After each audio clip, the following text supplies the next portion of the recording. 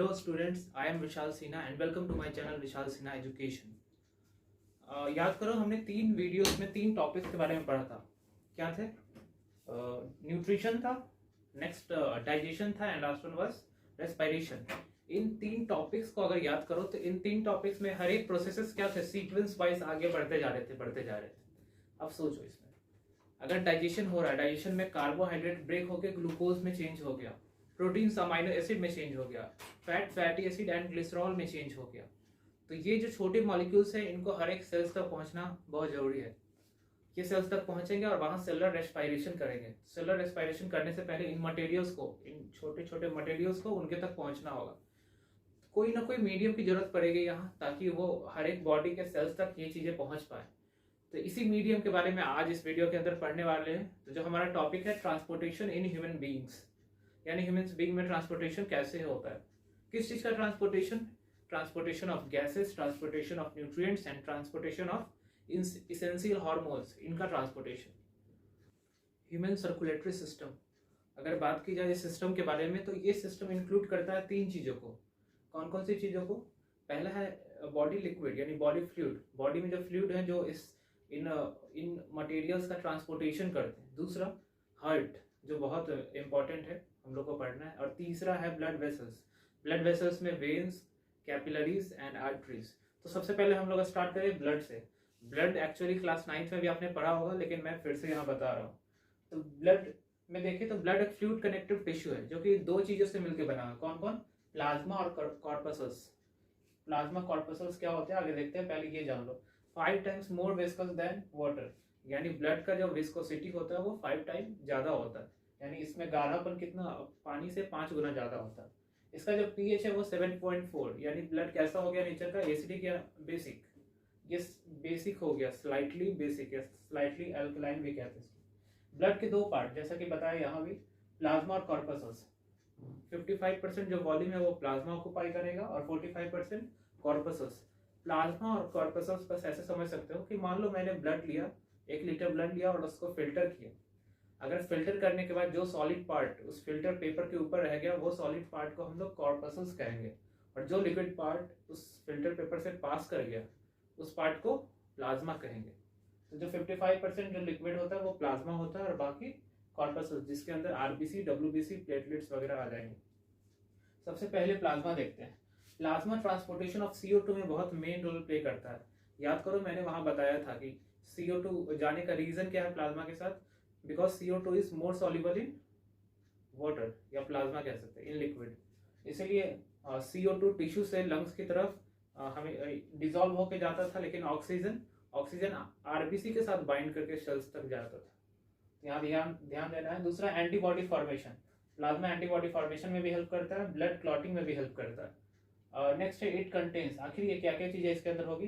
पहले प्लाज्मा मैंने बता दिया, ये लिक्विड होता है, तो 90 to 92% इसका जो पोर्शन होगा वो वाटर ही होगा। Protein 7 to 8%, minerals 0.85% and glucose 0.1%, ये इसका परसेंटेज है। अगर इसमें ये प्रोटीन देखिए, ये प्रोटीन बहुत इंपॉर्टेंट होते हैं। मैंने इस तरफ लिखा proteins found in plasma contains. पहला सीरम एल्बुमिन, ये एक प्रोटीन है जो विस्कोसिटी मेंटेन करता है। यहाँ जो मैंने बताया कि 5 time more viscous than water, वो क्यों हो रहा है? वो इसके कारण, सीरम एल्बुमिन के कारण हो रहा है। दूसरा जो प्रोटीन है सीरम ग्लोबुलिन, ये क्या करता है? ये एंटीबॉडी फॉर्मेशन करता है। थर्ड है फाइब्रिनोजेन, ये प्रोटीन ब्लड क्लॉटिंग में हेल्प करता है, यानी चोट लगी फिर ब्लड जो ब्लीडिंग होती है वो रुक जाती है। क्यों? क्योंकि वहाँ ब्लड क्लॉटिंग हो जाती है। तो फाइब्रिनोजेन का भी वहाँ मेन रोल प्ले होता है। एक इंफॉर्मेशन एडिशनल मैंने दिया यहाँ कि अगर 100 ml ब्लड है, आप कभी भी किसी पैथोलॉजी लैब के अंदर चेक कराते होगे अपने ब्लड को, तो वहाँ 100 ml के अंदर ही सारी चीजों का कॉन्सेंट्रेशन या अमाउंट बताया जाता है। तो ऑक्सीजन होगा, ये नॉर्मल पर्सन का है, ऑक्सीजन 20 ml होता है 100 ml ऑफ ब्लड में। Carbon dioxide 56 ml, glucose 100 milligram और यूरिया 30 मिलीग्राम। ये एक नॉर्मल अडल्ट पर्सन का ये सब वॉल्यूम है 100 ml ऑफ ब्लड में। अगर ये डिस्टर्ब होता है यानी कुछ ना कुछ प्रॉब्लम है हमारे ब्लड के अंदर या हमारे हेल्थ के अंदर। नेक्स्ट है कॉर्पसल्स। कॉर्पसल्स मैंने जैसा बताया था सॉलिड पार्ट, यानी ब्लड का जो सॉलिड पार्ट है उसको कॉर्पसल्स कहेंगे। 3 चीजें इंक्लूड होती है, आरबीसी, डब्ल्यूबीसी एंड प्लेटलेट्स। सबसे पहले आरबीसी को देखते हैं। आरबीसी का full form red blood cell, या फिर रेड ब्लड कॉर्पसल्स भी कह सकते हैं। नेक्स्ट इरिथ्रोसाइट के नाम से भी आरबीसी को जाना जाता है। आरबीसी का जो साइज है 7.5 माइक्रोमीटर है। यानी मान लो मैंने ये आरबीसी बनाया, ये रेड ब्लड सेल बनाया, इसका जो ये लेंथ है इस लेंथ को कहा जाता है 7.5 माइक्रोमीटर, और ये जो लेंथ है ये है 1.5 माइक्रोमीटर। ये का स्फेरिकल है, अगर ऊपर से देखें तो ये स्फेरिकल दिखेगा और साइड व्यू ये बाइकनकेव दिख रहा है।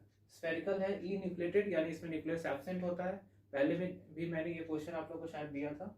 और बाइकनकेव इन शेप, इसका शेप है जो बाइकनकेव यानी ऊपर से नीचे से दबा हुआ, क्योंकि इसके अंदर न्यूक्लियस एब्सेंट है इसीलिए इसने ऐसा शेप ले लिया है। आरबीसी के अंदर एक पिगमेंट होता है हीमोग्लोबिन, जो रेस्पिरेशन में बहुत ज्यादा मेन रोल प्ले करता है। कैसे? Haemoglobin pigment iron containing pigment है जो ऑक्सीजन के साथ बाइंड करता है और ऑक्सीजन को डिफरेंट टिश्यूज सेल तक लेकर जाता है। आरबीसी का जो काउंट होता है वो मेल के अंदर 5 मिलियन और फीमेल के अंदर 4.5 या फिर लीटर भी इसको कह सकते हैं। यानी मेल के अंदर 5 लीटर और फीमेल के अंदर 4.5 लीटर, थोड़ा सा का डिफरेंस होता है। नेक्स्ट है डब्ल्यूबीसी। डब्ल्यूबीसी को व्हाइट ब्लड सेल या फिर व्हाइट ब्लड कॉर्पसल्स, और एक और नाम है इसका ल्यूकोसाइट भी कहते हैं इसको। फर्स्ट पॉइंट है एमोबॉइडल, यानी इसका कोई शेप फिक्स नहीं होता, ये इरेगुलर शेप होता है अमीबा की तरह, इसलिए इसको अमीबॉइडल कहा गया। न्यूक्लिएटेड यानी इसके अंदर न्यूक्लियस प्रेजेंट होगा और लार्जर देन आरबीसी यानी आरबीसी से साइज में बड़ा होता है। इसका जो लाइफ स्पैन है वो 2 वीक है। आरबीसी का लाइफ स्पैन कितना होता है? 120 डेज, 120 दिन, और इसका 2 वीक। डिफर भी करता है 1 to 2 वीक, क्योंकि डब्ल्यूबीसी के अंदर बहुत सारे सेल्स होते हैं तो अलग अलग सेल्स के अलग अलग लाइफ स्पैन होते हैं, लेकिन 2 वीक याद रखें। इसका जो नंबर होता है एक नॉर्मल बॉडी के अंदर 8000 मिलीमीटर क्यूब। जो रेशियो डब्ल्यूबीसी विथ आरबीसी यानी कंपेयर करें कि आरबीसी कितना है डब्ल्यूबीसी कितना है, तो ऐसा कह सकते हैं कि 600 आरबीसी पे 1 डब्ल्यूबीसी है। तो ये रेशियो है। डब्ल्यूबीसी को 2 पार्ट में डिवाइड किया गया, एक ग्रैनुलोसाइट एंड ग्रैनुलोसाइट। ग्रैन्यूल्स याद रखना, अगर सेल के अंदर देखें तो सेल के अंदर साइटोप्लाज्म में अगर ये छोटे छोटे ग्रैन्यूल्स प्रेजेंट हो तो उनको ग्रैनुलोसाइट कहेंगे वैसे सेल्स को, और जिनमें एब्सेंट है उनको ए ग्रैनुलोसाइट। फर्स्ट पॉइंट क्या लिखा हुआ है? नॉन लोब न्यूक्लियस, और इधर लोब न्यूक्लियस। अगर किसी सेल के अंदर न्यूक्लियस इस तरीके से यानी ये लोब्स में, ये 3 लोब्स में बटा हुआ, तो इसको लोब्ड न्यूक्लियस कहेंगे। और ऐसा न्यूक्लियस जनरली ग्रैनुलोसाइट में पाया जाता है, और ए ग्रैनुलोसाइट में ना ग्रैनुल्स होते हैं और ना कोई लोब न्यूक्लियस यानी एक सर्कुलर न्यूक्लियस पाया जाएगा। तो इसके अंदर दो सेल्स आते हैं, मोनोसाइट एंड लिम्फोसाइट। मोनोसाइट 2% और लिम्फोसाइट 28%। ये परसेंटेज टोटल डब्ल्यूबीसी का परसेंटेज मैंने बताया। डब्ल्यूबीसी का 2% मोनोसाइट ऑक्युपाई करेगा और 28% लिम्फोसाइट ऑक्युपाई करेगा। ग्रैनुलोसाइट में lobe nucleus with granules cytoplasm यानी ग्रैनुलर साइटोप्लाज्म, इसमें ग्रैनुल्स प्रेजेंट होंगे। इसके अंदर 3 टाइप के सेल्स हैं। पहला एसिडोफिल्स, जिसको इसनोफिल्स के भी नाम से जाना जाता है, इसका जो परसेंटेज है 3%। दूसरा है बेसोफिल्स 0.5% और न्यूट्रोफिल्स 67%, सबसे ज़्यादा है। ये वो सेल्स है ये जो हमारी बॉडी को इम्यूनिटी प्रोवाइड करते हैं। कभी कोई एलर्जिक इन्फेक्शन हो जाए, एलर्जिक रिएक्शन हो जाए, तो ये सेल ज़्यादा रिस्पॉन्ड करते हैं उसमें। नेक्स्ट है कॉर्पसल्स का तीसरा टाइप, प्लेटलेट्स। फर्स्ट था आरबीसी, दूसरा डब्ल्यूबीसी और तीसरा प्लेटलेट्स। प्लेटलेट्स को थ्रोम्बोसाइट्स के नाम से भी जानते हैं। एक्चुअली प्लेटलेट्स सेल्स नहीं है, प्लेटलेट्स सेल्स के फ्रैगमेंट्स है। हमारे बोन मैरो में एक पर्टिकुलर सेल होता है जिसको मेगा कैरियोसाइट कहा जाता है। मेगा कैरियोसाइट सेल्स के अंदर क्या होता है? ब्लास्ट होता है। वो ब्लास्ट होने से ये सेल फ्रैगमेंट्स से टूट जाते हैं और उन्हीं फ्रैगमेंट्स को प्लेटलेट्स कहते हैं। प्लेटलेट्स का बहुत इंपॉर्टेंट रोल प्ले होता है ब्लड क्लॉटिंग में, यानी कहीं इंजरी हो जाए, अगर कहीं स्किन के अंदर इंजरी हो जाए तो उस रीजन को प्लग करेगा यानी बंद करेगा कौन? प्लेटलेट्स। उसके बाद वहाँ हीलिंग होगी और फिर ब्लड लॉस कम होगा। जो नॉर्मल काउंट है बॉडी के अंदर 80,000 टू 1,50,000 यानी 80,000 से 1,50,000 तक ये नॉर्मल बॉडी के अंदर पाया जाता है इसका अमाउंट। अगर इसका अमाउंट 40,000 से बिलो चला जाए तो बहुत क्रिटिकल सिचुएशन आ जाती है। तो यही था हमारा ब्लड। लिम्फ, ध्यान देना, ब्लड को कैरी करने वाले सिस्टम को वास्कुलर सिस्टम कहा जाता है, वास्कुलर सिस्टम। और जिस वेसल के अंदर वो ट्रांसपोर्ट होगा उसको ब्लड वेसल कहा जाता है। वैसे लिम्फ है, लिम्फ को इंटरस्टिशियल फ्लूइड और टिश्यू फ्लूइड कहते हैं क्योंकि ये टिश्यूज के अंदर भी पाया जाता है। ये कलरलेस होता है और ये सेम ब्लड की तरह ही होता है, बस डिफरेंस कहाँ है? कलरलेस होने का मतलब यानी इसके अंदर आरबीसी नहीं है, क्योंकि आरबीसी के अंदर एक पिगमेंट होता है हीमोग्लोबिन पिगमेंट, जो कि ब्लड को कलर प्रोवाइड करता है। अगर वही नहीं है इसके अंदर तो ये कलर प्रोवाइड नहीं करेगा। इसलिए लिम्फ के अंदर आरबीसी और कुछ प्रोटीन्स अगर माइनस कर दे आरबीसी और प्रोटीन्स को तो उसी को लिम्फ कहेंगे। बॉडी में क्या होता है, बॉडी में अगर ब्लड वेसल कहीं सर्कुलेट हो रहा है, ठीक है, इस ब्लड वेसल्स में से ब्लड क्या होता है, डिफ्यूज होकर अलग अलग टिश्यूज तक चला जाता है। जब ये डिफ्यूजन होता है तो अंदर आरबीसी और कुछ प्रोटीन्स ब्लड वेसल के अंदर ही रह जाते हैं और डिफ्यूज होकर जो लिक्विड पार्ट बाहर आया है उसी को लिम्फ कहा गया है, इसीलिए लिम्फ को टिश्यू फ्लूइड कहा गया। तो क्या होता है, अगर ये लिक्विड पार्ट, ये ब्लड का पार्ट अगर टिश्यूज के अंदर चला जाए बार बार तो लगातार ब्लड का लॉस होगा। इस लॉस से बचने के लिए लिम्फेटिक सिस्टम है। लिम्फेटिक सिस्टम क्या करता है, ये टिश्यूज के अंदर से इन ब्लड को यानी इन लिक्विड को यानी इन लिम्फ्स को निकालता है और फिर से किसी वेन के अंदर पहुंचा देता है। वहां से उस वेन के थ्रू हार्ट में वो सारे ब्लड पहुंच जाते हैं, तो इससे ब्लड का लॉस नहीं होता बॉडी के अंदर। ब्लड और लिम्फ के बाद जो तीसरा टॉपिक है हमारा वो है ब्लड वेसल। अगर ब्लड वेसल की बात करूं तो हमारे बॉडी में, एक इंसान की बॉडी में जितने सारे ब्लड वेसल्स होते हैं, अगर सबका लेंथ हम मेजर करें तो पता चले कि अर्थ का 2 राउंड लगा सकते हैं, इतना ज्यादा लेंथ है इन ब्लड वेसल्स का। ये ब्लड वेसल भी 3 टाइप के होते हैं, आर्टरी, वेन एंड कैपिलरी, और इन्हीं में ब्लड का फ्लो होता है।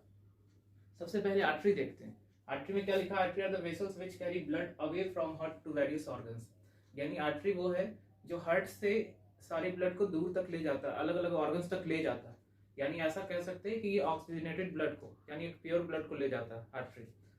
एक चीज और, आर्टरी हार्ट से ज्यादा क्लोज है तो इसके अंदर जो प्रेशर होगा, क्योंकि हार्ट लगातार क्या हो रहा है, हार्ट बीट कर रहा है, हार्ट बीटिंग के कारण इसके अंदर प्रेशर ज्यादा होगा आर्टरी के अंदर। तो आर्टरी का जो वॉल होता है वो थिक होता है यानी मोटा वॉल होता है और इलास्टिक होता है यानी इसके अंदर इलास्टिसिटी होती है। सेकेंड पॉइंट है, arteries have thick elastic wall which narrow lumen. इसका जो ल्यूमेन है, ये जो खाली स्पेस इसको ल्यूमेन कहते हैं, ये काफी नैरो है, काफी पतला है, because it has to transport blood which emerges from heart under high pressure. यानी ये एक हाई प्रेशर ब्लड को फ्लो करवाता है हार्ट से डिफरेंट ऑर्गन्स तक। ये इसका डायग्राम है आर्टरी का, ये आर्टरी नहीं आर्टरी है, ध्यान देना। नेक्स्ट है वेन। वेन कलेक्ट ब्लड, यानी आर्टरी में जो भी चीज हमने अभी देखा उसके अपोजिट, वेन्स क्या करेगा, डिफरेंट ऑर्गन से ब्लड को हार्ट तक लाएगा। आर्टरी ने क्या किया, आर्टरी ने ब्लड को हार्ट से दूसरे ऑर्गन तक ब्लड को ले गया, और वेन दूसरे जितने भी ऑर्गन तक ब्लड पहुंचा उन ब्लड को फिर से हार्ट तक लेके आएगा। तो veins collect blood from different organs and bring it back to the heart, heart के पास दोबारा ले आता है। It has valve that ensure blood flow in one direction. इसके अंदर वॉल्व प्रेजेंट होते हैं, वॉल्व जनरली आर्टरी में एब्सेंट होते हैं और इसमें प्रेजेंट होते हैं। इस वॉल्व से क्या होता है, किसी भी ब्लड का जो फ्लो होता है वो यूनिडायरेक्शनल हो जाता है, यानी सिंगल डायरेक्शन में, वो ब्लड का फ्लो बैक नहीं होगा, यानी ब्लड पीछे की तरफ नहीं आएगा। मान लो मैंने ये ब्लड वेसल बनाया, ये ब्लड वेसल में इस तरीके के वॉल्व होते हैं। इससे क्या होगा, ये जो ब्लड है वो आगे की तरफ पास कर सकता है, लेकिन अगर पीछे की तरफ पास करने की कोशिश करे तो ये जो ब्लड है ये इसके ऊपर प्रेशर क्रिएट करेगा और ये वॉल्व ऐसे ना होके फिर क्लोज होने लगेंगे, तो ये ब्लड फ्लो बैक नहीं कर सकता, लेकिन इधर से इधर की तरफ मूव कर सकता है। तीसरा कैपिलरी। मान लो आर्टरी किसी पर्टिकुलर ऑर्गन तक पहुंचा, वहां पहुंचने के बाद वो आर्टरी छोटे छोटे ब्लड वेसल में डिवाइड हो जाता है। उन छोटे पतले ब्लड वेसल्स को कहते हैं कैपिलरी। जैसा कि लिखा, ऑन रीचिंग ऑर्गन और tissue the artery divides into smaller and smaller vessels to contact with all the individual cells, ताकि सारे के सारे सेल्स तक कांटेक्ट बनाया जा सके, इसीलिए ये पतली सी वेसल्स हर एक सेल्स तक पहुंच जाती है। It has smallest vessel with one sailed thick wall. ये सबसे स्मॉलेस्ट वेसल है जो जिसका जो वॉल है बस एक सेल का थिकनेस है इसके वॉल के अंदर, और यही एक्सचेंज करता है मटेरियल्स को, यानी ब्लड और सराउंडिंग के बीच में मटेरियल्स का एक्सचेंज यही करता है, यानी इसी से ब्लड का डिफ्यूजन होकर टिश्यू तक ब्लड पहुंचता है, ना कि आर्टरीज और वेन से। Many capillary join together to form vein which take blood away from organ और टिश्यू। यानी बहुत सारे कैपिलरी क्या करते हैं, जुड़ते हैं और फिर से वेन वो जाकर वेन में अटैच हो जाते हैं, और फिर वेन क्या करेगा, वेन फिर हार्ट तक ले आएगा सारे ब्लड्स को। यहाँ ध्यान देना है कि इसके अंदर जो एक्सटर्नल लेयर है आर्टरी का, tunica externa, internal layer tunica interna, और इसको मिडिल लेयर भी कह सकते हैं। इसमें जनरली इलास्टिक मसल्स होते हैं जो इलास्टिसिटी प्रोवाइड करते हैं। इसके अंदर ध्यान देना कि वेन और आर्टरी में क्या डिफरेंस है। आर्टरी के अंदर जो ल्यूमेन होता है वो नैरो होता है और वेन के अंदर जो ल्यूमेन होता है वो ब्रॉड होता है। और कैपिलरी एक one cell thick wall blood vessel है जो कि हर एक सेल्स तक पहुंचने का काम करता है, सबसे स्मॉलेस्ट वेसल या सबसे नैरोएस्ट वेसल कहें तो ये कौन है? कैपिलरी। ह्यूमन सर्कुलेटरी सिस्टम के अंदर हमारा हार्ट एक बहुत इंपॉर्टेंट ऑर्गन है। इसको पंपिंग ऑर्गन भी कहा जाता है। आखिर इस ऑर्गन की जरूरत ह्यूमन को क्यों पड़ी? इसका आंसर ये है कि बॉडी में अलग अलग पार्ट तक ब्लड को पहुंचाना है। तो उस पार्ट को, यानी हार्ट हमारा अगर लंग्स के बीच में, मैंने बताया था ह्यूमन रेस्पिरेटरी सिस्टम के डायग्राम में कि हार्ट दोनों लंग्स के बीच में होता है। अगर वो हार्ट इस पोजीशन में है, अगेंस्ट ग्रेविटी उसको काम करना और डिफरेंट ऑर्गन्स तक भी जल्दी से जल्दी पहुंचना है उस ब्लड को, तो वहाँ कोई ना कोई पंपिंग ऑर्गन की जरूरत पड़ेगी ही पड़ेगी, ताकि वो पंप करके उस ब्लड को जल्दी से जल्दी सारे सेल्स और टिश्यूज तक पहुंचा पाए। हार्ट जो हमारा होता है वो 4 चैम्बर्ड हार्ट है। याद करो, आराम, जितने भी फिशेस होते हैं उनमें भी हार्ट होता है, वो 2 चैम्बर्ड हार्ट होता है। उसके बाद आराम याद करना, एम्फीबियंस, रेप्टिलिया, एप्स और मैमल्स। एम्फीबियन और रेप्टाइल्स के पास जो हार्ट होता है वो 3 चैम्बर्ड हार्ट होता है, यानी 2 ऑर्ट्रिया और 1 वेंट्रिकल, 2 ऑर्ट्रियम और 1 वेंट्रिकल। और बर्ड्स और मैमल्स के पास 4 चैम्बर्ड हार्ट, यानी 4 ऑर्ट्रियम और 2 ऑर्ट्रियम और 2 वेंट्रिकल्स। ध्यान देना, तो सबसे ज्यादा वेल डेवलप्ड ऑर्गेनिज्म मैमल ही है और इसके अंदर 4 चैम्बर्ड हार्ट होता है। ये हार्ट का डायग्राम है, इसको देखना है। मैंने रेड पार्ट देखो, ब्लड जब हम ऑक्सीजन लेते हैं, ऑक्सीजन लेने के बाद लंग्स तक हमारा ऑक्सीजन पहुंचा, वहां एल्वेलाई तक पहुंचा। एल्वेलाई में क्या हुआ, जाकर डिफ्यूजन हुआ, वो ऑक्सीजन जाकर ब्लड के अंदर इंटर किया, तो ब्लड विथ ऑक्सीजन, उसको कहा जाता है ऑक्सीजनेटेड ब्लड। यानी अब ये वो ब्लड है जो सारे बॉडी तक ऑक्सीजन को पहुंचाएगा, तो उसको ऑक्सीजनेटेड ब्लड कहते हैं। और उस ऑक्सीजनेटेड ब्लड को मैंने यहाँ रेड से दिखाया, रेड कलर से। रेड कलर का जो भी एरो है वो ऑक्सीजनेटेड ब्लड का है। दूसरा, अगर सारे सेल्स तक ऑक्सीजन पहुंचा, वहां से जो वेस्ट गैस रिलीज हो रहा है CO2, कार्बन डाइऑक्साइड, उस गैस को फिर से एल्वेलाई तक पहुंचना है और फिर लंग्स तक हार्ट तक पहुंचना है और फिर लंग्स तक पहुंचना है। तो इस दौरान मैंने इन सारे उस ब्लड को डीऑक्सीजनेटेड ब्लड कहते हैं, यानी blood with carbon dioxide is deoxygenated blood. तो वो ब्लड पहले हार्ट तक पहुंचेगा और फिर लंग्स तक पहुंचेगा, उसके बाद CO2 का रिलीज होगा। तो मैंने डीऑक्सीजनेटेड ब्लड को ब्लू कलर से दिखाया है, यहाँ याद रखना है। दूसरा, मैंने अभी आर्टरी और वेन बताया। अगर कोई पूछे largest artery in the body, तो उसका आंसर होगा एरोटा। और लार्जेस्ट वेन वेना कावा कह सकते हैं, लेकिन एक्चुअली इसमें भी इंफीरियर वेना कावा। यहाँ से जो ब्लड है, पहले ये देख लेते हैं, यहाँ से ऊपर से ब्लड आ रहा है, नीचे से ब्लड आ रहा है, ये वो ब्लड है जो डीऑक्सीजनेटेड, यानी जो CO2 कंटेन कर रहा है, उस ब्लड को लंग्स तक फिर पहुंचाना है, क्योंकि उसको बॉडी से बाहर रिलीज करना है। सुपीरियर वेना कावा, यानी ऊपर के ऑर्गन से ये ब्लड सुपीरियर वेना कावा के थ्रू आएगा, नीचे के सारे ऑर्गन से इंफीरियर वेना कावा से आएगा। उसके बाद कहाँ पहुंचेगा, राइट ऑर्ट्रियम में।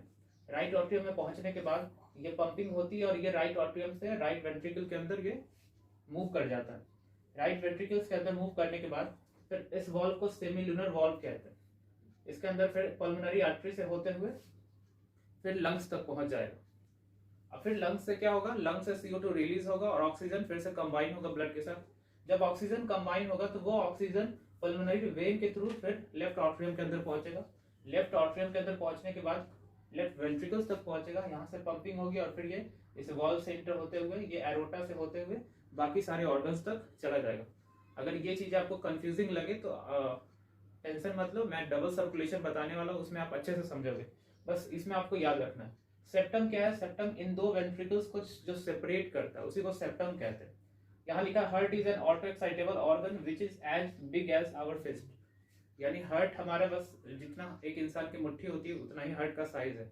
यानी आप अपनी मुट्ठी को बंद करो, यही साइज आपके हार्ट का है।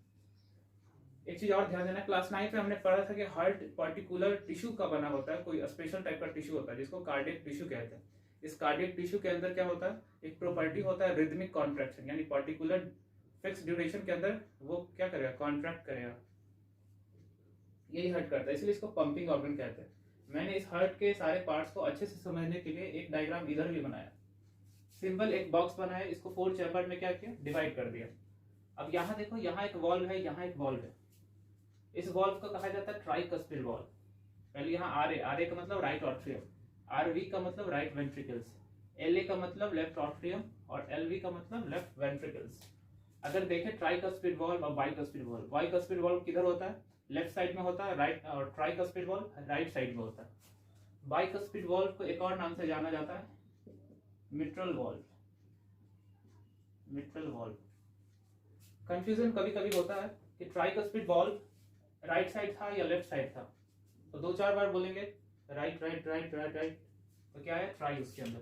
ये ट्राइकस्पिड वॉल्व राइट साइड में होगा और बाइकस्पिड वॉल्व या फिर मिट्रल वॉल्व बचा जो लेफ्ट साइड में होगा। दूसरा लेफ्ट वेंट्रिकल और राइट वेंट्रिकल, इसके बीच में एक सेप्टम है, इसलिए कहा गया इंटरवेंट्रिकुलर सेप्टम। क्या है? Interventricular septum. दूसरा राइट ऑट्रियम और लेफ्ट ऑट्रियम के बीच में एक सेप्टम है, इसको कहा जाता है इंटर ऑट्रियल सेप्टम। देखो ये ऑट्रिया के बीच में इसीलिए इंटर ऑट्रियम, ये दोनों वेंट्रिकल्स के बीच में इसीलिए इंटरवेंट्रिकुलर। और एक और सेप्टम है यहाँ, एक सेप्टम जो राइट ऑट्रियम राइट वेंट्रिकल्स के बीच में और लेफ्ट ऑट्रियम लेफ्ट वेंट्रिकल्स के बीच में। तो इस पूरे सेप्टम को कहा जाता है, इस पूरे वॉल को जो सेपरेट कर रहा है ऑट्रियम और वेंट्रिकल्स को, इसको कहा जाता है ऑट्रियो वेंट्रिकुलर सेप्टम। क्यों? क्योंकि ये दोनों के बीच में, ऑट्रिया और वेंट्रिकल्स के बीच में, इसीलिए ऑट्रियो वेंट्रिकुलर सेप्टम। ये आपको याद रखना है। दूसरा, जो मैंने ये जो पल्मोनरी आर्टरी बनाई, यहाँ मैंने ऐसे दिखाया, ये पल्मोनरी आर्टरी, यहाँ भी एक वॉल्व होता है जिसको सेमील्यूनर वॉल्व कहते हैं, दोनों के अंदर सेमील्यूनर वॉल्व। इसके अंदर ब्लड फ्लो करेगा और यहाँ ब्लड फ्लो करके कहाँ से कहाँ चला जाएगा? डायरेक्ट फिर लंग्स तक चला जाएगा एक्सचेंज के लिए। फिर अभी बताया था कि लंग से पल्मोनरी आर्टरी, यानी इस साइड से लंग से पल्मोनरी आर्टरी से होते हुए ब्लड इसके अंदर एंटर करेगा, इस ट्राइकस्पिड वॉल्व से लेफ्ट वेंट्रिकल्स के अंदर आएगा, लेफ्ट वेंट्रिकल से फिर इस वॉल्व के अंदर सेमिल्यूनर वॉल्व के अंदर एंटर करते हुए एरोटा के अंदर जाएगा। और एरोटा के अंदर जाने के बाद क्या होगा? एरोटा के अंदर जाने के बाद डिफरेंट बॉडी पार्ट्स तक ये ऑक्सीजनेटेड, यानी ये ब्लड कौन सा ब्लड? ये ऑक्सीजनेटेड ब्लड है, ब्लड विथ ऑक्सीजन, ये जाकर डिफरेंट टिश्यूज तक पहुंचेगा।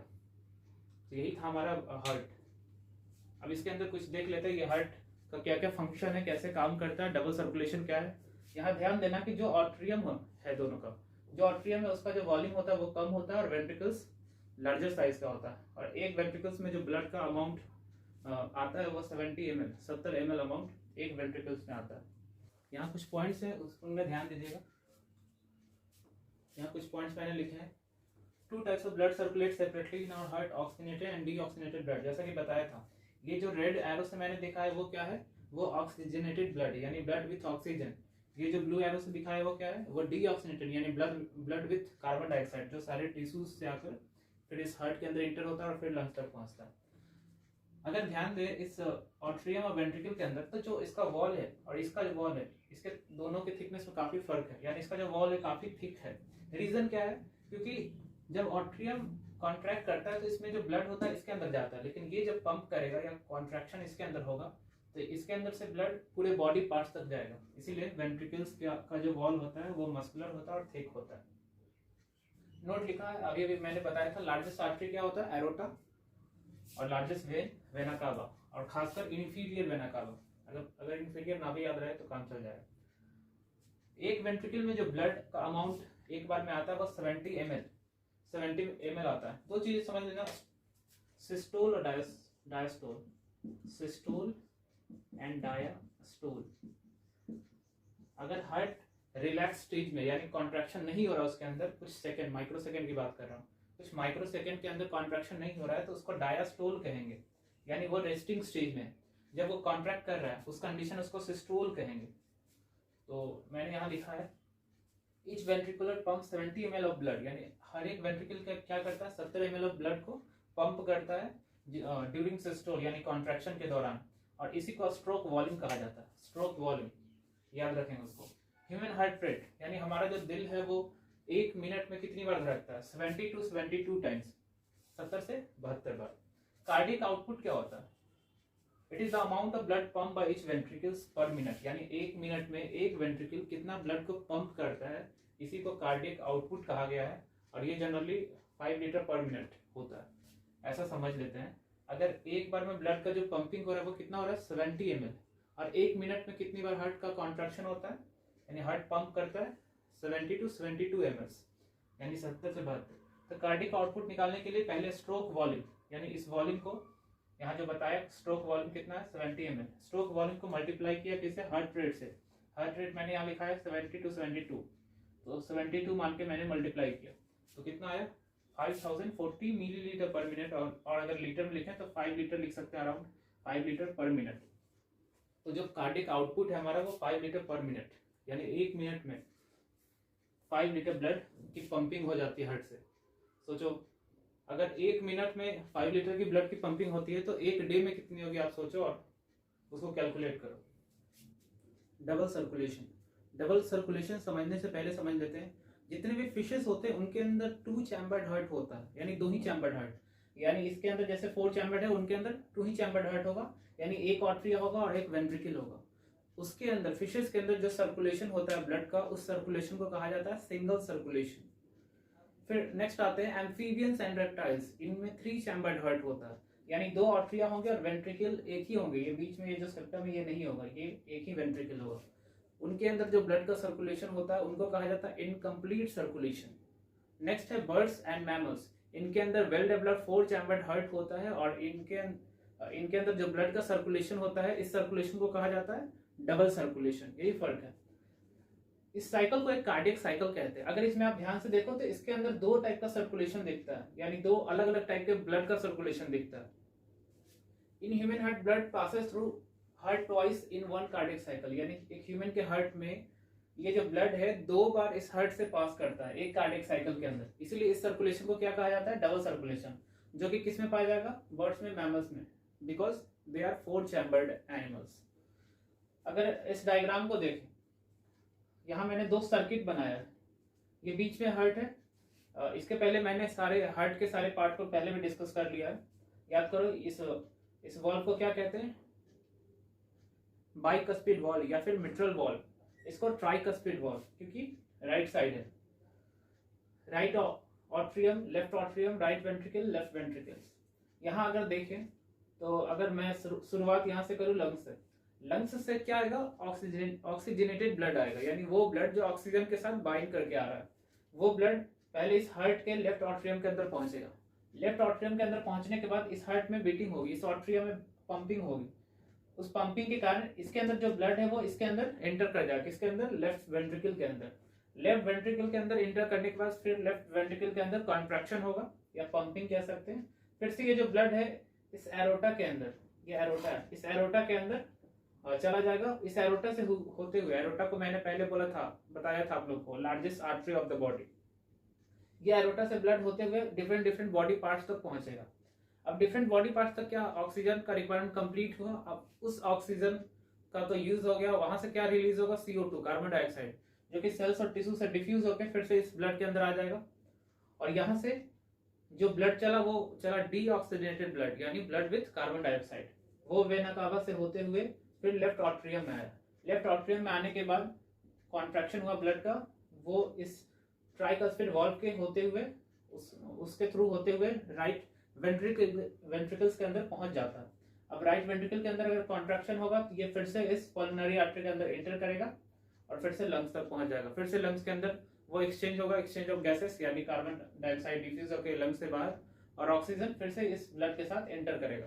इसी तरीके से ये डबल सर्कुलेशन का ये कार्डियक साइकिल मूव करता है। यहाँ कुछ चीजें याद रखनी है, मैंने आर्टरी और वेन पढ़ाया था आपको।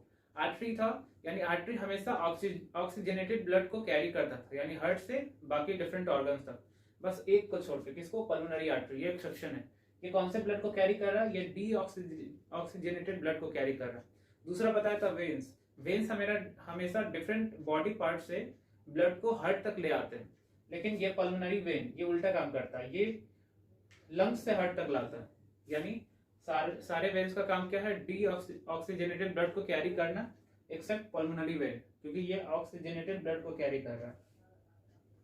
दूसरा, इस सर्किट को कहा जाता है पल्मोनरी सर्किट। पल्मोनरी टर्म मैंने पहले भी समझाया था। पल्मोनरी का मतलब ही होता है कहीं ना कहीं लंग्स से कनेक्शन है। तो ये जो सर्किट लंग्स और हार्ट मिलकर बना रहा है, इसीलिए पल्मोनरी सर्किट, और ये स्मॉल सर्किट होता है। सोचने वाली बात है, हार्ट और लंग्स में कनेक्शन है, और इस हार्ट में और डिफरेंट बॉडी पार्ट्स तक जो भी कनेक्शन है उनको सिस्टमिक सर्किट कहा जाता है, और ये लार्जर सर्किट होते हैं। तो यहाँ ध्यान देना, लार्जेस्ट वेन मैंने बताया था क्या, वेना कावा।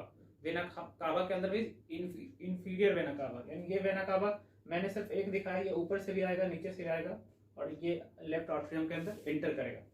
हमें हमेशा लगता है कि हार्ट की बीटिंग कुछ इस तरीके से होती है, लेकिन ये गलत है। हार्ट की बीटिंग पहले ऑट्रियम में, फिर वेंट्रिकल में, ऑट्रियम में, वेंट्रिकल में, इस तरीके से होती है। यानी पहले ऑट्रियम के अंदर ये कॉन्ट्रैक्शन होगा तो ये ब्लड एंटर कर जाएगा राइट वेंट्रिकल या फिर लेफ्ट वेंट्रिकल के अंदर, फिर लेफ्ट वेंट्रिकल या राइट वेंट्रिकल के अंदर फिर से कॉन्ट्रैक्शन होगा तो ये या तो इस एरोटा के अंदर इंटर कर जाएगा और या तो इस पल्मोनरी आर्टरी के अंदर। इसी तरीके से ब्लड का सर्कुलेशन होता है। यहाँ मैंने इन चीजों को लिखा है। दूसरा, डबल सर्कुलेशन का फायदा क्या है, याद करो, फिश, एम्फीबियंस, रेप्टाइल्स, ये सब कोल्ड ब्लडेड एनिमल्स है, इनको पोइक्लोथॉर्म्स भी कहा जाता है। और बर्ड्स और मैमल्स, ये सब वार्म ब्लडेड एनिमल्स, जिनको होम्योथॉर्म कहा जाता है।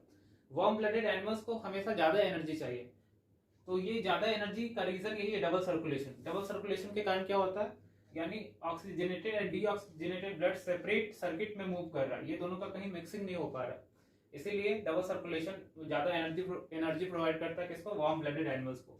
यहाँ मैंने लिखा double circulation ensure complete segregation of blood and deoxygenated blood which is necessary for optimum energy production in warm blooded animal, यानी ज्यादा से ज्यादा एनर्जी प्रोडक्शन कराने के लिए रिस्पॉन्सिबल है इस टाइप का सर्कुलेशन। और जो मैंने ये प्रोसेस बताया उसी प्रोसेस को मैं यहाँ लिखा हूँ।